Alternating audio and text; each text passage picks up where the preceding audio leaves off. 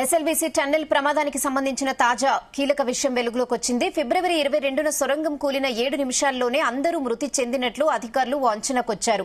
లోపల పరిస్థితులు చూస్తుంటే ఎక్కువసేపు వారి బతికుండే అవకాశమే లేదని, దాదాపు 7 నిమిషాల్లోనే అంతా అయిపోయి ఉంటుందని అంటున్నారు. బురద వల్ల మృతదేహాలు పూర్తిగా కుళ్లిపోయి ఉంటాయని భావిస్తున్నారు. వారిని బయటకు తీయటం అసాధ్యమని, ఈ మేరకు ఎస్ఎల్బీసీ ప్రమాదం సహాయక చర్యల పురోగతిపై అసెంబ్లీ కమిటీ హాల్లో ముఖ్యమంత్రి రేవంత్ రెడ్డి సమీక్ష నిర్వహించారు. మంత్రులు ఉత్తమ్ కుమార్ రెడ్డి, జూపల్లి కృష్ణారావు, పొంగులేటి శ్రీనివాస్ రెడ్డి, ప్రభుత్వ ప్రధాన కార్యదర్శి శాంతికుమారి, ఉన్నతాధికారులు ఈ సమీక్షకు అటెండ్ అయ్యారు. దీంతో సహాయక చర్యలు నిలిపివేసే అవకాశం ఉందంటూ వార్తలొస్తున్నాయి.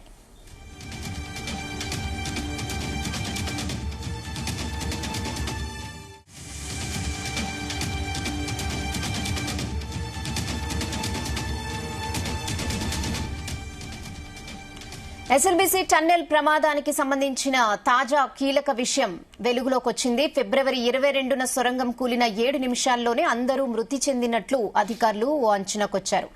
ఇదే విషయంపై మరిన్ని అప్డేట్స్ మా ప్రతినిధి జానయ్య అందిస్తారు. జానయ్య, రెహనా, దేశంలోనే అతిపెద్ద ప్రమాదంగా ఈ ఎస్ఎల్బీసీ టన్నెల్ ను అక్కడ సహాయక చర్యలో పాల్గొంటున్నటువంటి సహాయక బృందాలు కూడా పేర్కొంటున్న పరిస్థితి ఉంది. ఈ నేపథ్యంలో దాదాపుగా నెల రోజులకు పైగా ఈ ప్రమాదం జరిగి నెల రోజుల పైగా దాటడం, అక్కడ చిక్కుకున్న వారికి సంబంధించినటువంటి 7గురికి సంబంధించినటువంటి ఆచూకీ నేటికి లభ్యం కాకపోవడంతో పాటు అక్కడ సహాయక చర్యలు చేస్తున్నటువంటి సిబ్బందికి అక్కడ మళ్లీ ప్రమాదం పొంచి ఉన్న నేపథ్యంలో ఈ సహాయక చర్యలకు సంబంధించి కీలక నిర్ణయం తీసుకునేందుకు కూడా ఈ రోజు సీఎం రేవంత్ రెడ్డి నేతృత్వంలో అధికారులతో మంత్రులతో కలిసి ఆయన ప్రస్తుతమైన సమావేశం నిర్వహిస్తున్నారు. గత నెల ఫిబ్రవరి 22న ఉదయం 8:30 గంటల సమయంలో ఈ ఎస్ఎల్బీసీ సొరంగ మార్గంలో ప్రమాదం చోటు చేసుకోవడం జరిగింది. దాదాపుగా 16 రోజుల తర్వాత మొత్తం ఆ ప్రమాదంలో 8 మంది చిక్కుకోవడం జరిగింది.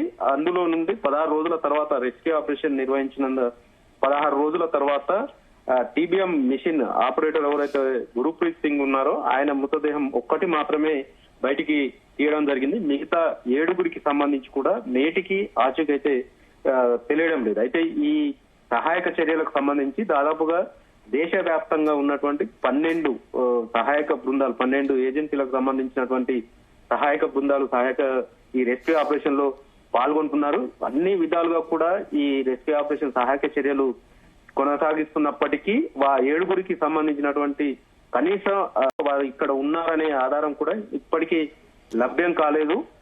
దాదాపుగా నెల రోజులు దాటిపోయింది. వారి కుటుంబ సభ్యులు కూడా ఇక మా వారి మృతదేహాలు లభ్యం అవుతాయా లేదా అనే ఆందోళనలో కూడా వారు ఉన్న సిచ్యువేషన్ లో ఈ సహాయక చర్యల్లో పాల్గొంటున్నటువంటి ప్రస్తుతం దాదాపుగా ఇటు ఎన్డీఆర్ఎఫ్ కావచ్చు, SDRF, Singareni, rat man holes కావచ్చు, నేవీ, అలాగే రోడ్ బార్డర్ కు సంబంధించినటువంటి ఆర్మీకి సంబంధించినటువంటి ప్రత్యేక బృందాలు కూడా ప్రస్తుతం ఈ సహాయక చర్యల్లో పాల్గొంటున్నారు. అయితే ఈ ప్రమాదం సొరంగ మార్గంలో ప్రమాదం జరిగిన చోటు 14 కిలోమీటర్ వద్ద సిచ్యువేషన్ అయితే మళ్ళీ అక్కడ ఉన్నటువంటి ఏదైతే పైకప్పు కూలి మొత్తం దాదాపుగా 10 మీటర్ల వెడల్పు ఉండేటువంటి ఆ టన్నెల్లో దాదాపు 9 మీటర్ల వరకు కూడా మొత్తం ఈ పైనుంచి పైకప్పు కూలి మొత్తం కూరుకుపోయి ఉన్న సిచ్యువేషన్ ఉన్నదనేది కూడా సహాయక బృందాలు చెప్తున్నారు. దీనికి తోడు నీటి ఊట అనేది ఇంకా కూడా అలాగే కొనసాగుతుండడంతో పాటు అక్కడ ఉన్నటువంటి ఏదైతే ఆ ప్రమాదం జరిగిన చోట ఉన్నటువంటి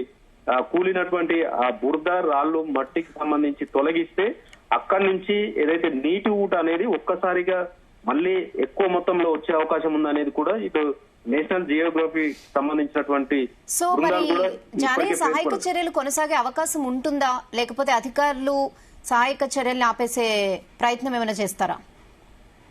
ప్రస్తుతం ఏదైతే ఈ ప్రమాదం జరిగిన చోట క్యారావర్ డాగ్స్, కేరళకు సంబంధించినటువంటి 2 క్యారావర్ డాగ్స్ ఏవైతే ఉన్నాయో వాటితో పాటు జీపీఆర్ సిస్టమ్ ద్వారా 2 ప్రాంతాలను గుర్తించడం జరిగింది. ఇక్కడే ఈ 2 ప్రాంతాల్లోనే ఈ 8 మంది ఆచూకీ లభించే అవకాశం ఉందని చెప్పడం జరిగింది. అందులో D2 ప్రాంతంలో తవ్వకాలు చేపట్టగా అక్కడ ఈ గురుప్రీత్ సింగ్ మృతదేహం లభ్యమైంది. అయితే 50 మీటర్లు ఈ ప్రమాదం జరిగిన చోట 50 మీటర్లు అత్యంత ప్రమాదకరంగా ఉన్న సిచ్యువేషన్ తోటి అక్కడ సహాయక చర్యలు చేపట్టలేదు. మానవులు సహాయక చర్యలు చేపడితే మళ్లీ ప్రమాదం పొంచి ఉన్న నేపథ్యంలో సహాయక చర్యలు కొనసాగించాలా లేదా అనే విషయం పైన కూడా సీఎం రేవంత్ రెడ్డి సమీక్ష నిర్వహిస్తున్నారు. అయితే మానవరహిత సహాయక చర్యలు పాల్గొనే విధంగా రోబోలను కూడా లోపలికి హైడ్రాలిక్ రోబోలను కూడా లోపలికి తీసుకెళ్లారు. కానీ వాటి వినియోగించాలంటే అక్కడ టెక్నికల్ గా సమస్య ఏర్పడడంతో దాదాపుగా 10 రోజులు దాటుతున్న ఆ రోబోల వినియోగం కూడా రాలేదు. అయితే ఈ నేపథ్యంలో అక్కడ 50 మీటర్ల పరిధి ఏదైతే ప్రమాదం జరిగిన చోటు ఏదైతే ఉందో అక్కడ తవ్వకాలు చేపడితే ఇంకా ఎక్కువ ప్రమాదం చోటు చేసుకునే అవకాశం ఉంది.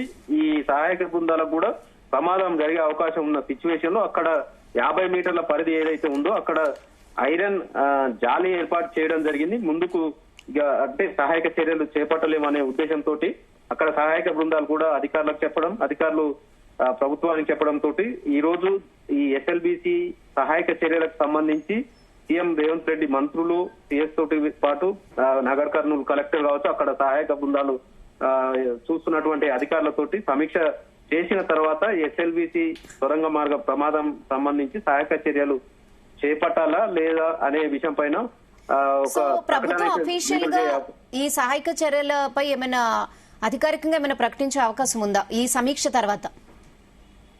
ప్రస్తుతం అక్కడ ఉన్న సిచ్యువేషన్ సహాయక చర్యల్లో పాల్గొంటున్నటువంటి ఎవరైతే బృందాలు ఉన్నారో అక్కడ సహాయక చర్యలు ముందుకు వెళ్తే మరింత ప్రమాదం జరిగే అవకాశం ఉంది కాబట్టి మానవులతోటి అది జరిగే అవకాశం సహాయక చర్యలు కొనసాగే అవకాశం లేదు కాబట్టి దీనిపైన ప్రభుత్వానికి నివేదిక అంటే వాళ్ళు చెప్పడం జరిగింది, సమీక్ష నిర్వహిస్తున్నారు కాబట్టి దీనిపైన ఇప్పటికే 50 మీటర్ల పరిధి ఏదైతే ఉందో అత్యంత ప్రమాదకరంగా అక్కడ ఐరన్ జాలి ఏర్పాటు చేశారు. అంటే ముందుకు ఇక వెళ్ళలేని సిచ్యువేషన్ ఉంది కాబట్టి ఆ జాలి ఏర్పాటు చేయడం జరిగింది.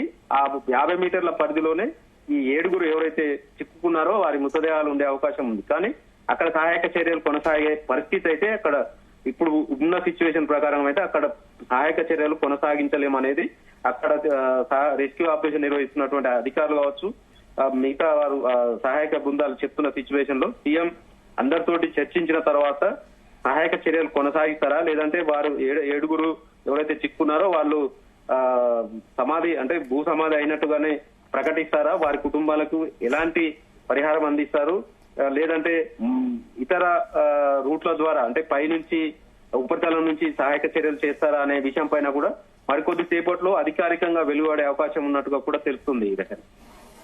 Okay Janaiah, thanks for the updates.